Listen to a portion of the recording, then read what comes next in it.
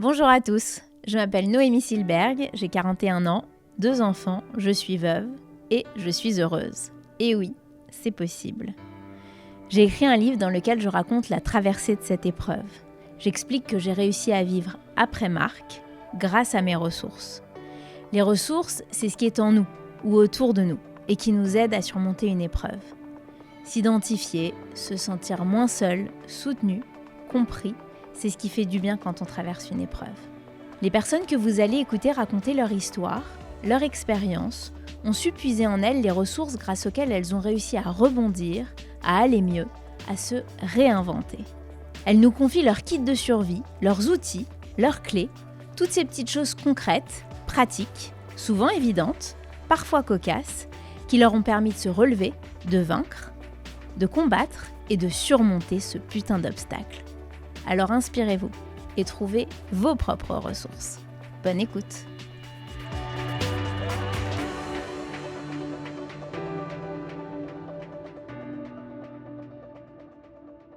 Comme probablement beaucoup de filles de ma génération, j'avais entendu parler de l'épreuve de Laura sans jamais savoir le vrai du faux.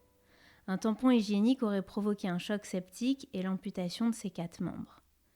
Les rumeurs diraient aussi, 15 ans plus tard, qu'elle allait bien et qu'elle vivait aujourd'hui normalement. Inutile de vous dire que je rêvais de rencontrer Laura, et au-delà de savoir ce qui lui était réellement arrivé, de comprendre comment elle avait traversé ce drame à l'aube de ses 20 ans et quelles ressources elle avait bien pu exploiter. Lorsque Laura est entrée dans le café de notre rendez-vous, je ne pouvais pas imaginer que cette jeune femme, jolie et souriante, avait traversé une telle épreuve. J'ai écouté religieusement le récit d'une personnalité aussi discrète que forte. J'ai observé Laura, ses mains gracieuses et délicates raconter son parcours avec simplicité. J'ai été émue par sa façon de s'exprimer, vraie, sans tabou, et par son discours oscillant entre humilité et détermination. Je me suis dit que cette force était un exemple et que j'étais chanceuse qu'elle me confie son témoignage. À la fin de notre entretien, Laura prononce une phrase qui me marque « Je ne sais pas ne pas être bien ». Si j'interviewe Laura aujourd'hui, c'est parce qu'elle est une invincible, blindée de ressources, et qu'elle porte un message d'espoir et de gratitude. J'aime à me rappeler que les drames ont aussi une vertu, celle d'être à l'origine de rencontres extraordinaires, et que nos épreuves respectives nous ont mis sur la route l'une de l'autre. Merci beaucoup Laura. Alors bonjour Laura. Bonjour Noémie. Aujourd'hui, on est dans ce podcast Ressources dans lequel les invités nous confient, remplissent comme une boîte imaginaire qu'on a devant nous et remplissent avec leurs propres outils, leurs propres ressources. Donc, comme tu as entendu dans cette introduction, pour moi, tu es pleine de ressources et j'aimerais que tu nous en parles. Est-ce que tu peux nous raconter ce qui t'est arrivé? Est-ce que tu peux nous raconter comment, lorsque tu étais à Barcelone, tout d'un coup, ta vie s'est transformée et nous parler justement de ces ressources-là? Alors oui, bien entendu. Donc j'étais à Barcelone dans le cadre de mes études hôtelières lorsque j'avais 19 ans. J'étais dans ma partie donc stage pratique et je travaillais pour un hôtel où je travaillais au bar de l'hôtel en question. Et tout allait très très bien. J'étais au summum de ma vie d'étudiante et en pleine phase de liberté et de vie, lorsque tout d'un coup j'ai été frappée par une maladie que je ne connaissais pas et je ne savais même pas ce qui m'arrivait à ce moment-là. Mais je me suis sentie très mal et ça a duré à peu près 48 heures jusqu'à ce que je me retrouve à l'hôpital avec ma mère qui a fait le déplacement de Paris, ayant entendu que j'allais pas bien et prenant un peu conscience peut-être de la gravité, même si ni elle ni moi ne savions vraiment ce qui m'arrivait. Elle est venue à Barcelone et ensemble on a été à l'hôpital. Et là, je me souviens juste que je me suis réveillée 5 semaines plus tard. Non, pardon, 3 semaines plus tard. Donc, je me suis réveillée après un coma artificiel de 3 semaines. Là, tu peux nous dater? Oui, bien sûr. Donc, c'était à peu près aux alentours du 21 ou 22 août 2006. Pardon. 21 ou 22 août 2007. Et le coma a duré 3 semaines. Et donc, je me suis réveillée le 12 ou 13 août 2007. 3 semaines plus tard. Donc, 3 semaines de coma artificiel. Je me réveille. Je ne sais pas ce qui m'est arrivé du tout. Je me souviens juste que j'avais eu des rêves, des espèces de... Je les appelais des hallucinations, mais en fait, je pense que c'est des espèces de cauchemars hallucinatoires. Enfin, c'est un petit peu bizarre. Et puis je me sens un petit peu... je ne suis pas dans mon état normal. De toute façon, je suis à l'hôpital, donc forcément, c'est pas... Qui est autour de toi? Qui est là quand tu te réveilles? Au moment même, franchement, je me souviens plus. C'était il y a quand même 16 ans. Mais je me souviens de moments où je voyais ma famille, donc ma mère, ma tante, mon père, ma sœur, mon frère, enfin vraiment les plus proches. Et puis, à un moment, je me souviens d'un moment que je me souviendrai un peu toujours, je pense, c'est que je sentais que mes bras étaient... j'avais la sensation que mes bras étaient repliés sur eux-mêmes. Et du coup, j'ai commencé à me dire, c'est bizarre ce que je ressens, j'avais des espèces de peut-être des fourmillements, etc. Et donc à ce moment-là, je regarde mes bras, et puis là, je vois qu'il y a un plâtre qui s'arrête au milieu du bras. Et donc forcément, je me dis, il manque une partie, quoi. Et là, je me dis, il manque mes mains. Et mon premier sentiment a été de me dire, on m'a volé mes mains. Je ne sais pas pourquoi, mais ça m'a fait ça. Comme on m'a volé mes mains, le on, je ne sais pas qui c'est, mais on me les a volées. Et je me souviens d'avoir, à ce moment-là, personne autour de moi, mais la première personne que j'ai vue, c'est d'abord une infirmière à qui j'ai dit où on m'a volé mes mains. Et puis elle me dit non, c'est parce qu'il t'est arrivé quelque chose, et puis on t'a prévenu, etc.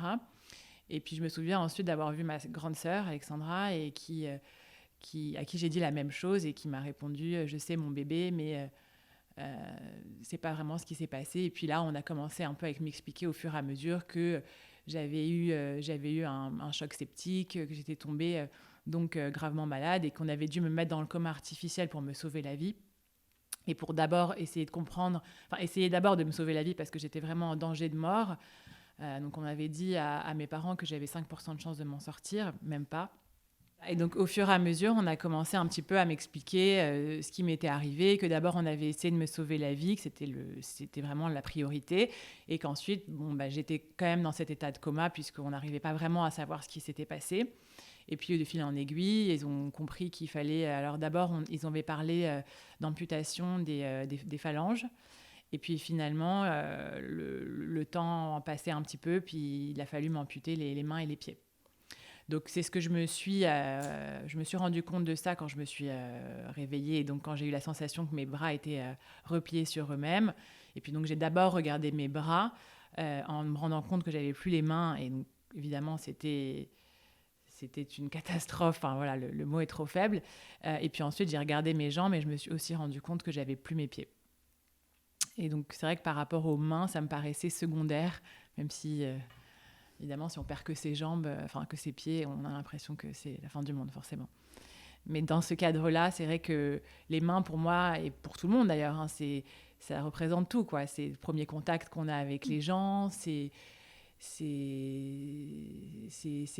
comment on peut s'occuper de soi-même, comment on peut s'occuper des autres, comment on travaille, on fait tout avec les mains, on mange, on va aux toilettes, bref. Donc du coup, c'est vrai que c'était... vraiment très, très, très, très, très dur à ce moment-là. Qu'est-ce que tu te dis? Qu'est-ce que tu ressens? Je me dis, c'est pas possible. Je me dis, c'est un cauchemar. Je vais me réveiller, et puis je vais me rendre compte que c'est pas vrai, quoi. J'arrive pas à y croire, en fait. C'est invraisemblable, impossible à croire. Je savais même pas que ce que j'avais eu existait. J'avais pas encore vraiment compris la cause à ce moment-là, la vraie cause. Mais même, je pouvais pas m'imaginer me retrouver comme ça un jour, quoi. Et tu t'effondres? Oui, sur le moment, je m'effondre. Quand je vois ma famille, je m'effondre. Mais ça ne dure pas très longtemps. Y a juste ce moment où je m'effondre, et où je me dis, quand même, qu'est-ce que je fais là, quoi. C'est-à-dire... pourquoi on ne m'a pas laissé dans ce coma ou on ne m'a pas laissé mourir. Parce que finalement, ce que je vois devant moi et la vie que j'imagine devant moi, elle ne m'intéresse pas du tout. Laissez-moi tranquille et ramenez-moi avant ou ne me ramenez pas, quoi. Donc c'est vrai que c'était très difficile d'imaginer ce qu'allait être ma vie et je n'arrivais pas à m'imaginer. Donc j'en voulais pas de cette vie au début. Et puis rapidement, je me suis dit, c'est vrai que je suis là et je ne vais pas me donner la mort, en fait. Les gens qui sont autour de moi et qui ont été là toutes ces semaines à me regarder, à avoir des hauts et des bas et à souffrir autour de moi, ils sont encore là et je sais qu'ils seront encore là à me soutenir et je ne peux pas leur faire ça. Donc voilà, surtout pour eux, à la base, je me suis dit, allez, je vais me retrousser les manches et on va y aller, quoi. On va essayer de s'en sortir. Et tu te dis ça rapidement? Ouais, très rapidement quand même, je pense. J'étais encore, dans mes souvenirs, j'étais encore à l'hôpital et à partir du moment où je me suis réveillée, je crois que je suis restée 4-5 semaines à l'hôpital, donc ça a été quand même rapide, ouais. Et puis du coup, on commence à m'expliquer qu'il y a des solutions, que voilà, ma vie, ça va pas forcément être d'être allongée dans un lit d'hôpital et de plus jamais bouger. Et on m'explique qu'il y a des prothèses de jambes qui existent pour marcher, qui vont me permettre de retrouver une vie à peu près normale, mais aussi des prothèses de mains qui me permettront de faire pas mal de choses quand même. Je ne sais pas exactement à ce moment-là qu'est-ce que je vais pouvoir faire, qu'est-ce que je ne vais pas pouvoir faire, j'en ai pas trop conscience. Mais je décide de me laisser un petit peu porter par ce qu'on me dit et de suivre les étapes les unes après les autres. Donc, à savoir qu'après l'hôpital, c'était le centre de rééducation. Donc, qui était le centre de rééducation de Valenton. Donc là, tu es rentrée en France? Ah oui, alors déjà, quand j'ai été amputée le 12 septembre, c'était en France. J'avais été rapatriée quelques jours plus tôt. Et puis c'est là qu'on m'avait annoncé au milieu de mon coma que j'allais être amputée. Donc là, je suis déjà à Paris. Je passe donc, après ces 5 semaines, une fois que je suis réveillée, 5 semaines plus tard, au centre de rééducation. Et là, tout s'enchaîne assez rapidement. Donc, on m'apprend à me rééduquer, on m'apprend à faire... je fais beaucoup de sport pour que mon corps se réhabitue, puisque j'étais extrêmement maigre à ce moment-là. Mon corps, donc du coup, pour que mon corps ait la force de supporter les prothèses et de marcher, etc. Et puis au fur et à mesure, voilà, on me monte des prothèses, on m'apprend à marcher, on m'apprend à me servir des prothèses de main. Et puis je suis là-bas en internat, on va dire, puisque j'y suis tous les jours. Et c'est le week-end où je rentre chez moi. Et au fur et à mesure, je vois mes amis, je reprends un petit peu une vie. Tes amis ont été... donc tu as parlé de ta famille. Quel rôle ont joué ta famille et tes amis? Alors ma famille, surtout ma famille proche était là à Barcelone et avait le droit de venir me voir à l'hôpital. J'ai eu aussi quelques-unes de mes très proches amies qui sont venues me voir à l'hôpital quand j'étais sortie de chambre de réanimation, etc. En soins intensifs. Et ensuite, j'ai eu mes amis, mon groupe de copines de toujours qui ont été... plus que présentes et qui m'ont tout de suite épaulée et qui m'ont tout de suite entourée, chouchoutée, qui ont été là à merveille, quoi. Et puis la dernière fois, je regardais un peu le fait de faire ce podcast, ça me ramène un petit peu aussi à 2007, et donc je regardais des messages Facebook parce que j'en ai eu beaucoup à l'époque et je me disais, tiens, je sais même pas si j'ai dû le faire une fois, mais du coup, j'ai re-regardé tous les messages que j'avais reçus et j'en ai eu des tonnes. Et ça m'a fait... Je sais qu'à l'époque, ça m'avait fait déjà extrêmement plaisir parce que c'était autant des proches que des moins proches ou peut-être des gens que j'avais croisés 1 ou 2 fois dans ma vie, mais je trouvais ça très touchant.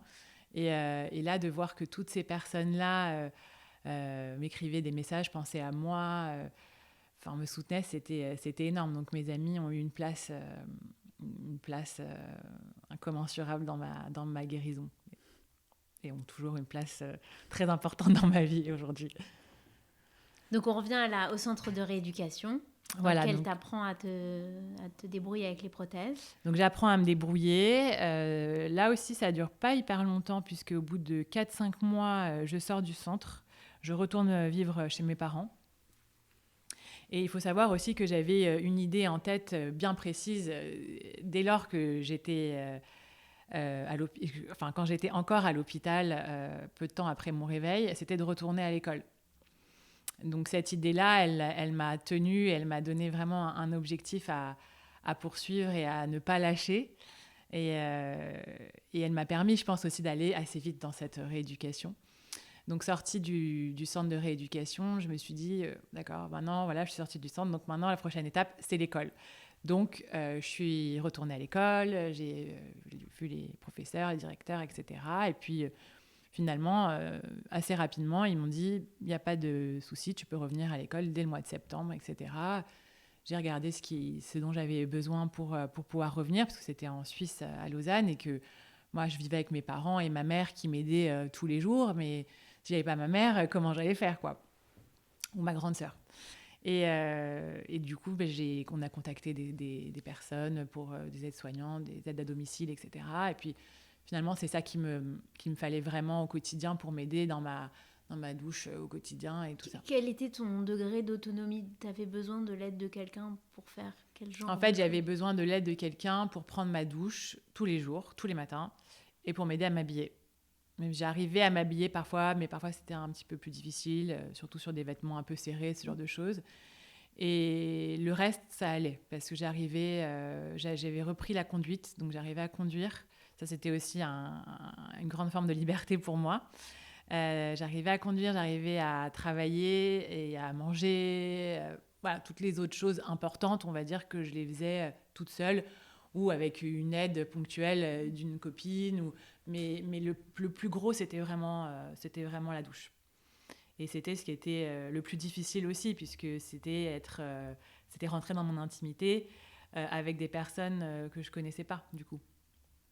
Mais je me suis dit, c'est pas grave, voilà, c'est ce qu'il faut pour retourner à l'école. Donc on a trouvé des personnes.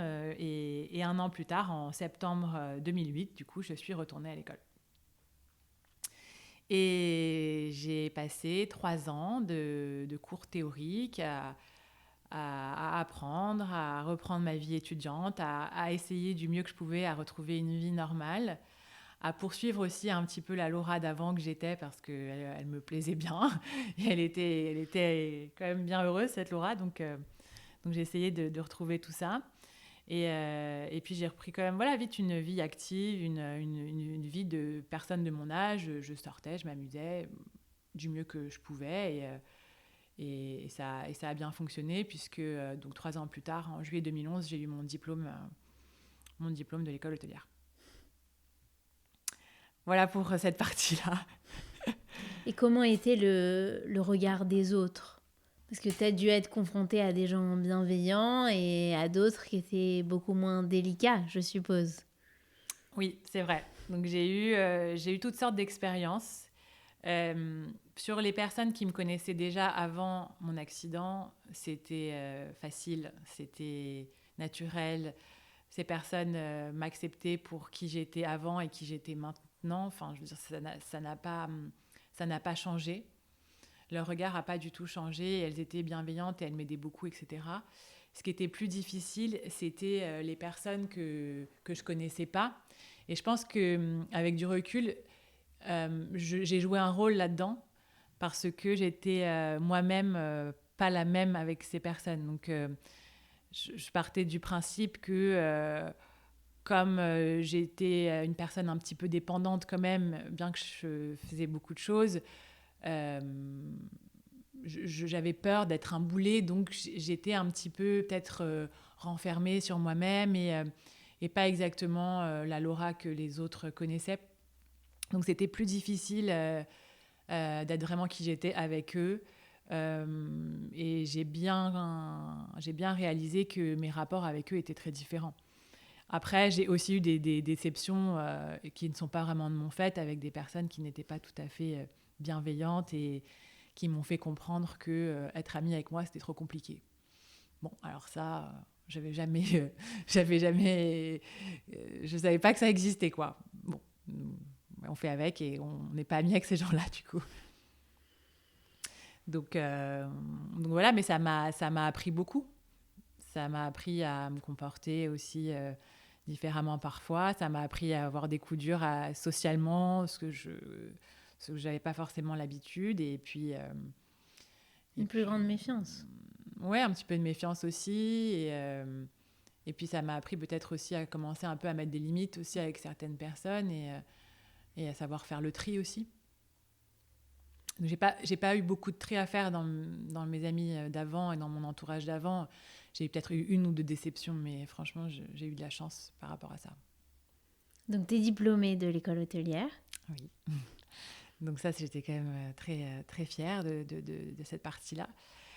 Et puis, à ce moment-là, j'ai trouvé rapidement un nouveau stage, puis un CDI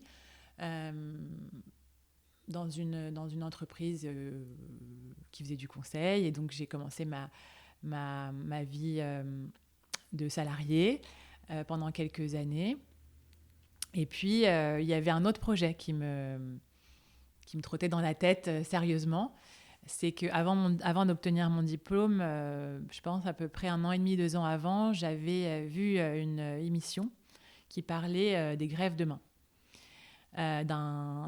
Du premier greffé en France à avoir bénéficié d'une double greffe de main.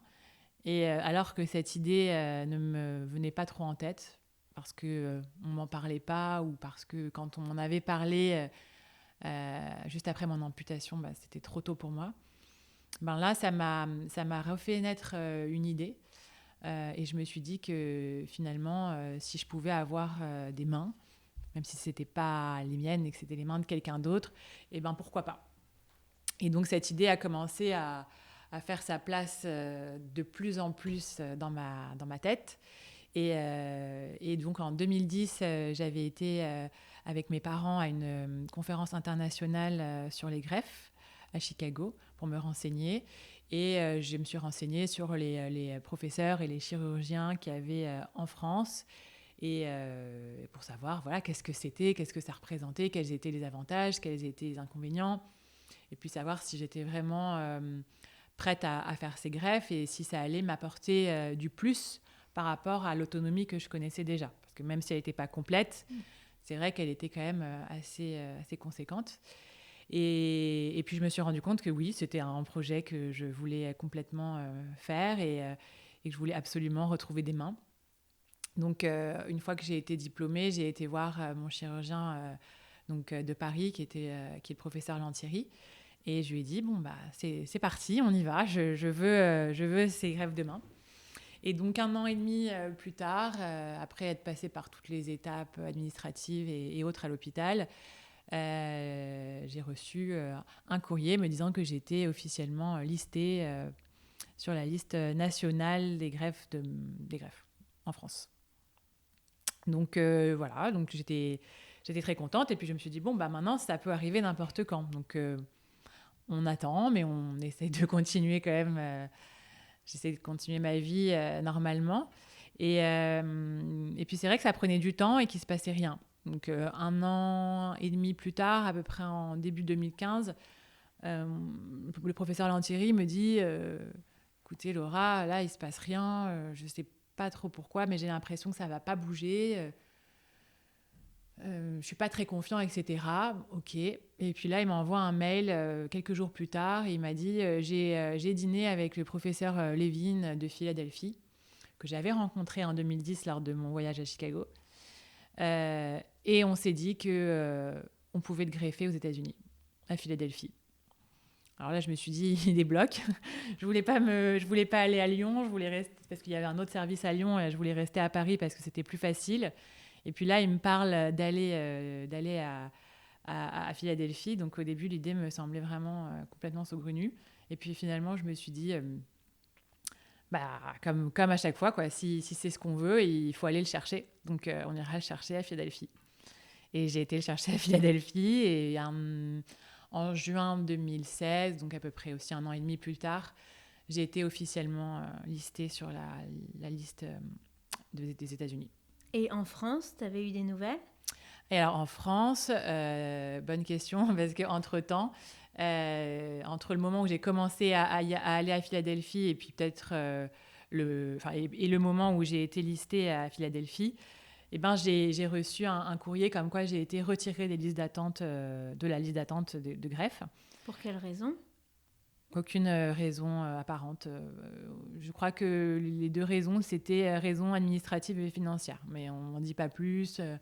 On n'a pas pris la peine de me convoquer pour m'expliquer, m'expliquer que ce rêve que je poursuivais, il allait tout d'un coup s'arrêter. Enfin, voilà, donc j'étais quand même assez choquée de la façon dont les choses se sont passées et j'étais quand même contente d'avoir ce plan B à ce moment-là. Donc en juin 2016, je suis officiellement sur la liste d'attente et puis là je me dis ça a pris beaucoup de temps en France et ça n'est jamais arrivé, donc je suis pas très pressée, quoi. Je me dis en vrai ça va pas arriver demain.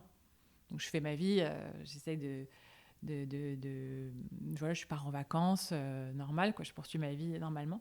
Et surprise, dans la nuit du 22 août au 23 août 2016, je reçois un appel du professeur Lantieri qui me dit Laura, il y a un donneur, enfin une donneuse.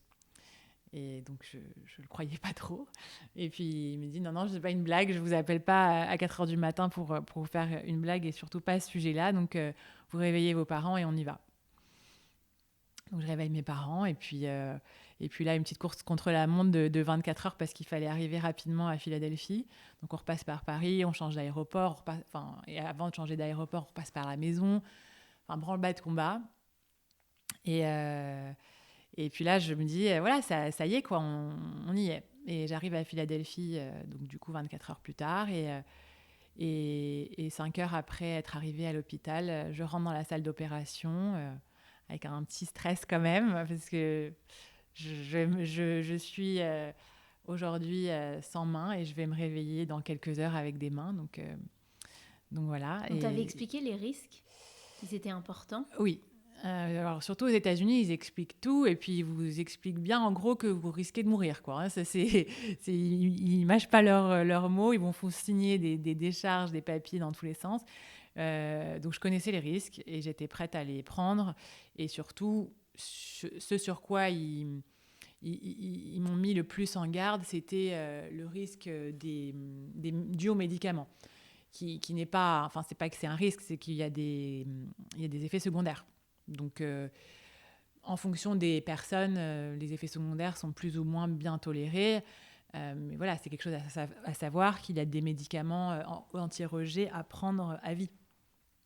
Donc bon, voilà, j'avais aussi interrogé des personnes qui vivaient avec et qui avaient l'air de bien le tolérer. Et puis finalement, c'est les mêmes médicaments que les greffés du rein, du foie, du cœur. Enfin, voilà, toutes les greffes nécessitent des médicaments. Donc je savais quels étaient les risques, je savais que de toute façon, passer sur une opération aussi importante, je pouvais aussi rester sur la table d'opération, mais je décide que cette pensée-là, elle est tellement, enfin cette possibilité est tellement minime que ça va pas m'arriver. Donc voilà, donc oui, j'ai quand même une petite appréhension avant qu'il m'endorme parce que tout d'un coup j'ai peur. Peut-être j'avais pas eu souvent peur, mais là j'ai peur. Et puis les 2 chirurgiens m'ont rassurée et m'ont demandé de penser à un endroit que j'aimais bien. Et 5 secondes plus tard, j'étais endormie. T'as pensé à quoi ? Une plage de sable blanc avec la mer turquoise. Voilà, ça m'a apaisée de penser à ça. Et 9 heures plus tard, je me réveille. Donc, je suis mise dans une chambre d'hôpital où là, je vois ma famille autour de moi. Enfin, peut-être pas les premières minutes, mais en tout cas, c'est une image dont je me souviens. Et puis, j'étais impatiente de savoir à quoi allaient ressembler ces mains, puisque c'est vrai que on parle beaucoup des risques de l'opération, de la compatibilité des mains avec le groupe sanguin, ceci, cela. Mais l'esthétisme est secondaire. Mais l'esthétique, et surtout pour les médecins, elle est secondaire. Mais pour moi, elle n'était pas secondaire du tout. Sûr.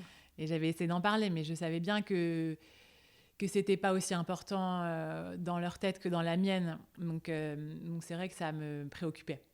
Et là, donc, c'est ma belle-sœur dont je me souviens à ce moment-là m'a pris une photo et m'a dit elles sont très belles. Et donc, je les ai vues et j'étais contente. Et tu avais l'usage des mains Alors, pas du tout. Faut savoir aussi, donc ça fait partie de mes hésitations avant de vouloir faire cette greffe. C'était que quand il greffe le membre, au début, il n'y a aucune activité nerveuse. Et les nerfs repoussent d'1 millimètre par jour. Ce qui fait que pendant une certaine période, il n'y a aucun mouvement. Pendant combien de temps, toi, ça a duré 5-6 mois avant que j'ai les premiers mouvements, les premiers mouvements réels. Ouais. Et des sensations. Et des sensations, ça arrivait un petit peu avant les mouvements, donc peut-être au bout de 4 ou 5 mois. Donc au début, non, je pouvais rien faire. Donc retour en arrière quand même par rapport à la vie actuelle que j'avais à ce moment-là. Pardon. Hop. Et du coup, ça aussi, ça fait partie des questions. Comment revenir en arrière alors que j'ai acquis une certaine autonomie. Et puis, je me disais que ça en valait le coup. Donc, c'était pas trop une question à partir du moment où je me disais le retour en arrière, il va mener à quelque chose de mieux derrière. Mais je pouvais pas en avoir la certitude. Je pouvais pas en être sûre à 100%. Donc au début, non, aucune mobilité. Mais rapidement, j'avais des attelles tout le temps, H24 au début. Et rapidement, on me mettait des petits outils sur les attelles pour que j'arrive soit à manger toute seule ou à utiliser un téléphone.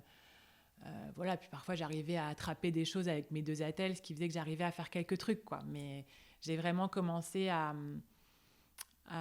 acquérir de l'autonomie à partir de 7-8 mois et une autonomie complète, on va dire 15 mois plus tard. Et là, donc, tu es restée combien de temps aux États-Unis ? Alors, aux États-Unis, je suis restée en tout 2 mois et demi.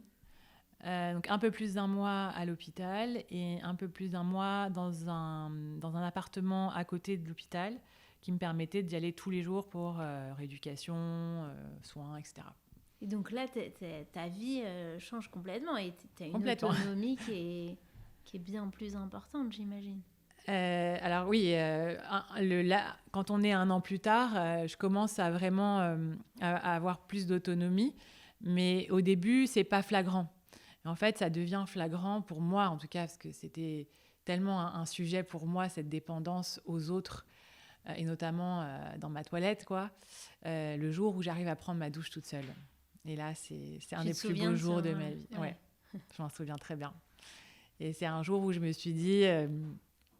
allez, on essaye. Je m'étais un peu préparée, puis j'osais difficilement... Enfin, j'osais pas vraiment passer le pas. Et puis un jour, j'y suis arrivée toute seule et j'étais trop contente. Vraiment, ce jour-là, c'était la libération, quoi.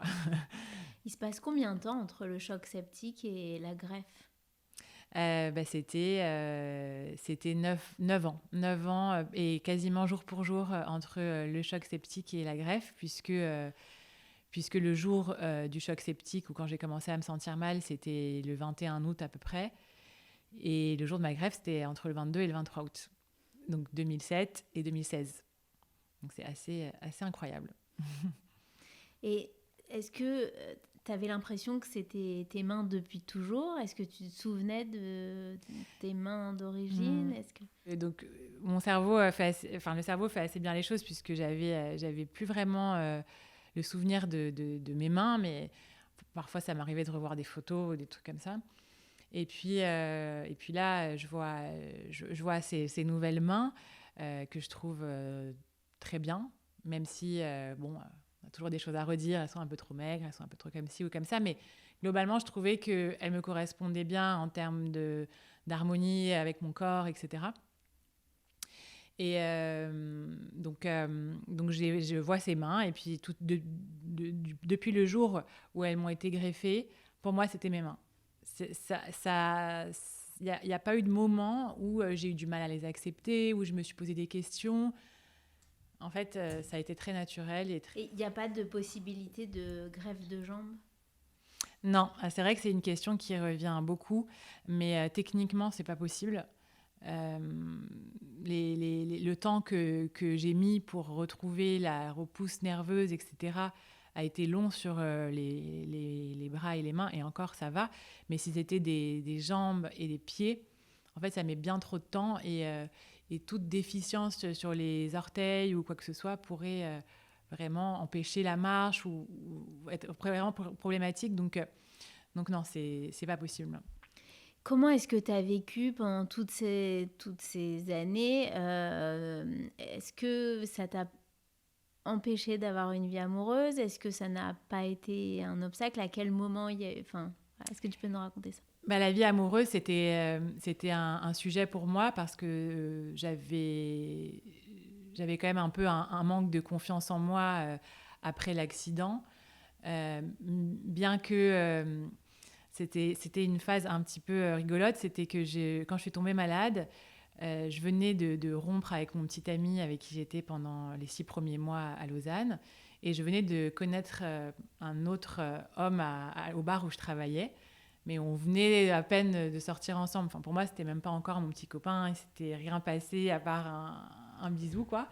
Et puis, euh, et puis on m'a rapporté, ma famille m'a rapporté que pendant ma période de coma, il était là tous les jours et qu'il pleurait tous les jours. Et donc pour moi, c'était assez extraordinaire et exceptionnel puisque cet homme que je connaissais à peine, enfin, je connaissais depuis maximum 2 mois, et avec qui je venais de rentrer à peine dans une, si on peut l'appeler une relation, depuis 5 jours, à ce moment-là, faisait plus le job qu'un vrai amoureux que j'aurais. Enfin, c'était assez exceptionnel. Et en fait, avec lui, j'ai été en relation pendant 1 an. Donc, il m'a vue à toutes les étapes. Et il a été là. Et il a été amoureux comme rarement on a été amoureux de moi, je pense. Donc, c'était très beau. J'ai eu beaucoup de chance à l'époque. Et puis, au moment où je suis retournée à Lausanne, on s'est séparés. C'était un peu trop compliqué. Et puis, il était un peu plus âgé que moi aussi. Donc, je ne me voyais pas construire quelque chose sur le long terme. Et puis après ça, j'ai connu une période de 3 ans sans relation amoureuse, en tout cas sans relation sérieuse. Et du coup, j'ai commencé à vraiment avoir un peu peur de ne pas retrouver quelqu'un, de ne pas retrouver de petite amie, etc.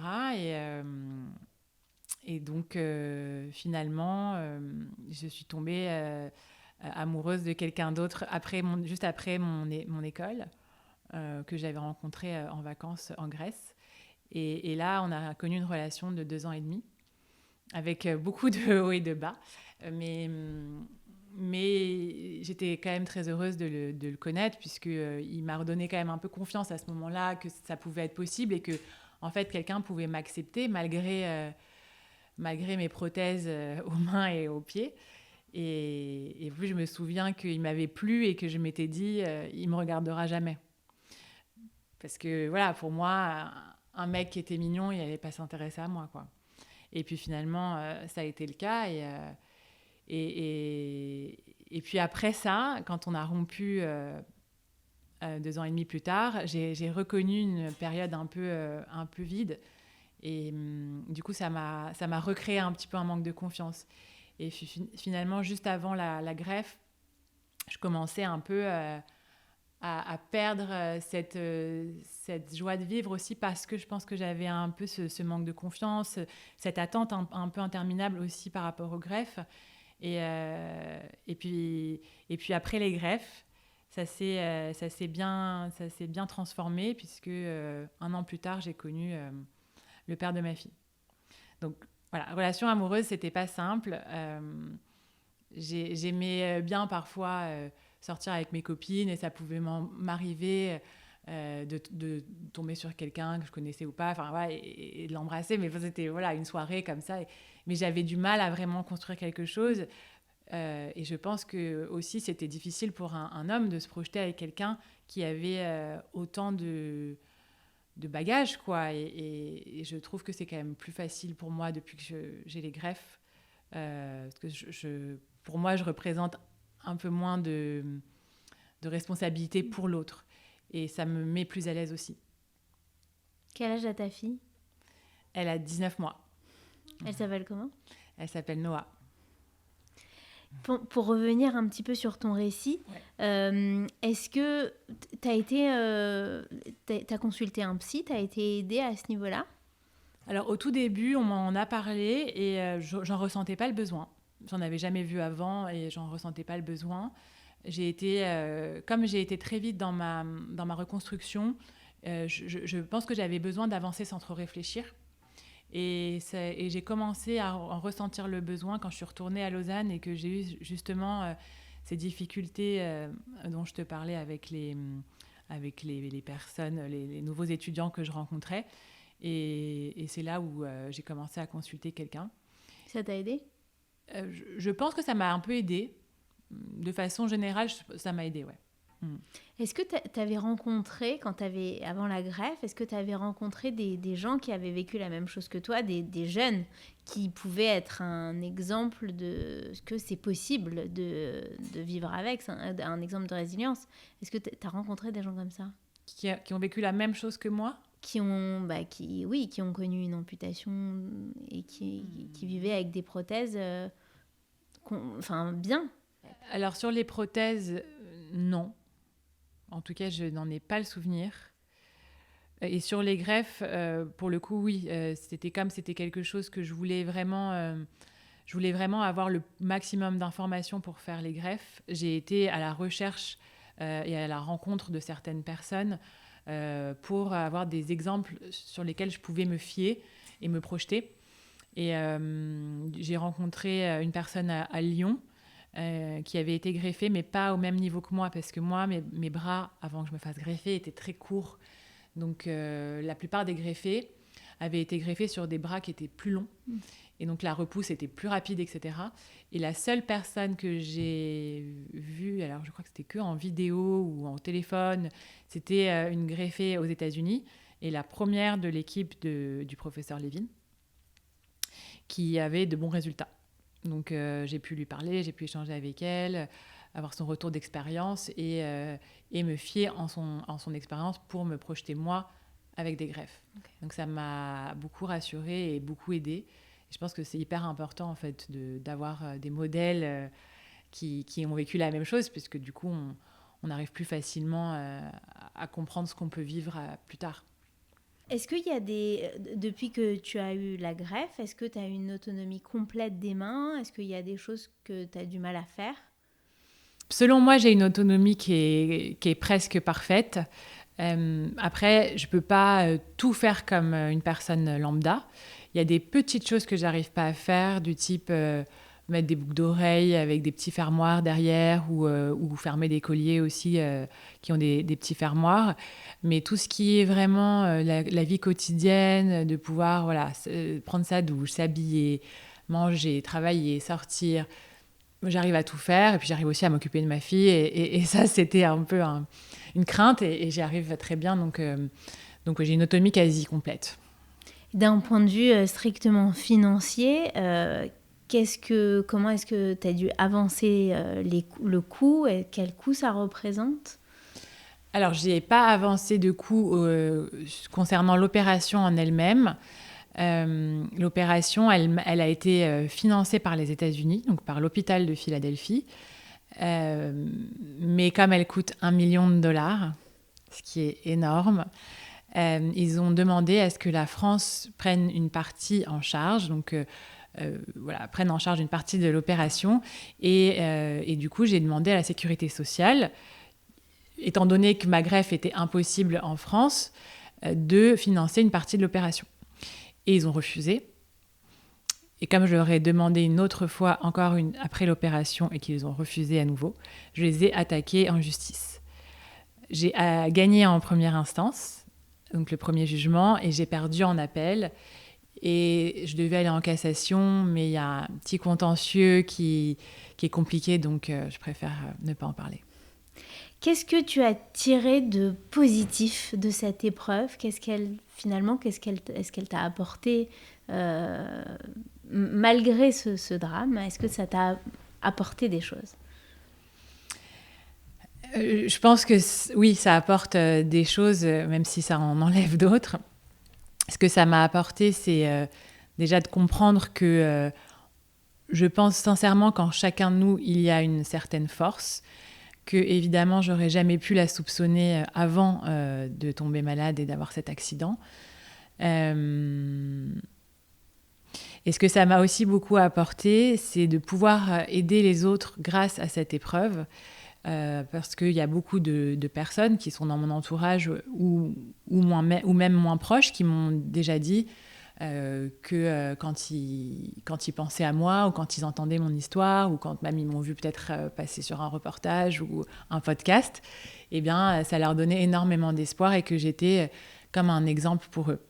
Donc, je me dis, au moins, ça a cette vertu-là, c'est que ça aide les autres. Et c'est quelque chose qui me fait du bien aussi, de me dire que cette épreuve a au moins ça de positif, c'est-à-dire qu'aujourd'hui, les gens s'en sortent parfois grâce à moi, en partie bien sûr. Et il y a aussi un lien avec ton activité professionnelle, dans l'aide de l'autre. Alors c'est vrai, tout à fait. J'ai monté une entreprise avec une associée, Solène, qui s'appelle Little Spark et qui vise à aider les autres entreprises à créer des engagements concrets et des engagements sociaux, plus que des engagements environnementaux, c'est moins notre fort. Et donc, qu'est-ce qu'on fait concrètement ? On crée des projets sociaux, donc soit des ateliers de sensibilisation au handicap ou à la santé mentale.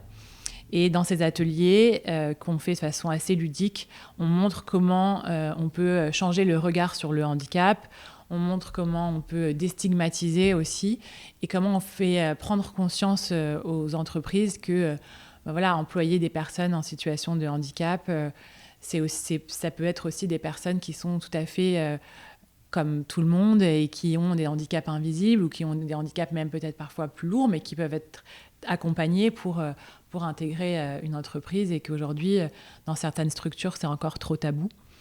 Donc, on essaye de changer un petit peu ces mentalités. Et puis, par rapport à la santé mentale, je suis persuadée que ma santé mentale m'a aidée à surmonter mon épreuve de façon assez claire. Donc, c'est très, très important de s'occuper de la santé mentale de ses employés aussi. Donc, voilà. Et j'ai aussi créé un manga contre le harcèlement scolaire avec les éditions Dupuis qui sort dans moins de 2 semaines. Génial. Est-ce que tu as conscience d'être une warrior ? Alors, c'est vrai que c'est un terme qu'on emploie souvent à mon sujet. Je ne l'emploierai pas pour moi-même parce que je pense avoir un peu d'humilité et que j'aime pas trop me lancer des fleurs. Mais on va dire un peu. Et d'où, d'après toi, te vient cette force ? Je pense que ça vient beaucoup de ma famille et je dirais de ma mère qui a toujours été un rock et mon exemple aussi. Et mon père. en exemple de force, de volonté par rapport à ce qu'il a créé professionnellement. On va passer au questionnaire ressources.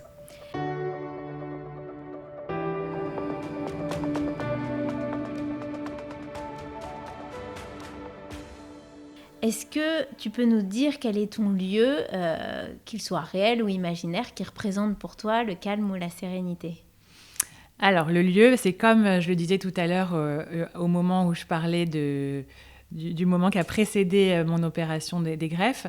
C'est une plage de sable blanc avec la mer turquoise et avec le calme absolu, donc personne sur la plage. Est-ce que tu as un mantra ou une philosophie de vie ? Oui, c'est souris à la vie te sourira. Et c'est une phrase qui m'a été répétée en long, en large et en travers par ma mère et ma grand-mère quand j'étais petite. Donc ça m'a accompagnée toute ma vie. Et c'est un peu la référence à la pensée positive, tout ça, quoi. Quand on veut qu'il nous arrive des choses positives, il faut rester positif. Est-ce qu'il y a un objet qui te donne de la force, qui est un porte-bonheur, Un souvenir? Alors, j'ai pas d'objet gris-gris ou autre, mais le souvenir, je dirais plutôt un souvenir, et c'est le souvenir de mon papa qui n'est plus parmi nous, qui nous a quittés il y a 2 ans et demi, et qui pour moi représente un modèle de force, et j'ai toujours son sourire et l'image de lui en tête comme de mon exemple, mon héros à moi, qui par son parcours professionnel m'a toujours impressionnée, et je me suis toujours dit que je voulais être comme lui, et ça m'a donné aussi la force d'aller toujours d'aller chercher ce que je voulais avec beaucoup de volonté. Est-ce que y a une scène tragicomique qui te revient? Alors oui, c'est une anecdote par rapport à mes prothèses de main, puisque j'avais un petit souci d'ondes électromagnétiques avec mes greffes, avec mes prothèses, qui, dans certains endroits de Paris, ne fonctionnaient pas normalement et pouvaient se bloquer. Et un jour, donc, j'étais au Trocadéro, j'ai garé ma voiture sur la place du Trocadéro, et quand je suis retournée dans la voiture, j'ai mis ma main sur la portière, donc la main avec la prothèse, et elle est restée bloquée en position fermée. Et là, je pense que j'ai vécu le moment de solitude le plus terrible de toute ma vie, parce qu'il y avait des gens qui passaient autour de moi et qui devaient se dire « mais qu'est-ce qu'elle fait celle-là avec sa main bloquée sur sa porte ?» T'as réussi à te marrer quand même ou non? Ou pas du tout sur le moment? Franchement, j'étais comme ça. Je ne pouvais plus bouger, quoi. Et en fait, en y repensant, je rigole. Et après, j'ai essayé d'enlever ma main de la prothèse pour créer l'ouverture. Et finalement, j'ai réussi comme ça, mais c'était terrible. Tu as reçu des messages ou des phrases un peu collector ou risibles liées à ton accident? Non, alors en fait, j'ai fait un petit travail de recherche du coup pour préparer ce podcast. Et puis, j'ai regardé mes messages que j'avais reçus back to 2007. Et en fait, je trouve que j'ai eu beaucoup de messages gentils. J'ai pas eu de messages un peu cata ou un peu collector. Ou peut-être que j'en ai eu même dans la vraie vie, mais je m'en souviens pas trop. Enfin, je m'en souviens pas. Comment est-ce que tu compléterais cette phrase? Les épreuves rendent... Vivant. Et alors finalement, quel serait ton outil, ta ressource à mettre dans notre boîte imaginaire? Alors ce serait une image que m'a donnée mon grand frère Olivier quand j'étais à l'hôpital encore, donc en 2007, quand je venais de me faire amputer. Et il m'a dit « Écoute, je sais que tu vis quelque chose de très compliqué, mais tu vas t'imaginer un escalier, et chaque fois que tu vas franchir une étape dans ta reconstruction, dans ta guérison, tu vas imaginer que tu franchis une marche de l'escalier, et un jour tu arriveras en haut de l'escalier, et vise toujours le haut de l'escalier. » Voilà. Et tu t'es souvent répété, ça t'a beaucoup aidé? Oui, en fait, je pense que parfois j'y repensais, ou je l'ai aussi souvent dite aux autres, donné aux autres cette image-là. Et je pense qu'elle est très forte, parce que c'est vrai que c'est comme quand on dit on regardait la lumière au bout du tunnel. C'est très important d'avoir un objectif de vie, un projet, des projets. Enfin, moi, c'est ça qui m'a aidée, en fait, c'est d'avoir des projets. Donc, l'image, un peu, c'est l'escalier, mais le cœur de l'outil même, c'est les projets pour moi. Et quand est-ce que tu as eu le sentiment d'être arrivée en haut de cet escalier? Quand j'ai eu ma fille Noah. Et la dernière question, est-ce que tu as une chanson qui te fait du bien, qui te ressource? Oui, c'est un album que j'écoutais beaucoup quand j'étais à Barcelone, donc en 2007, et qui s'appelle...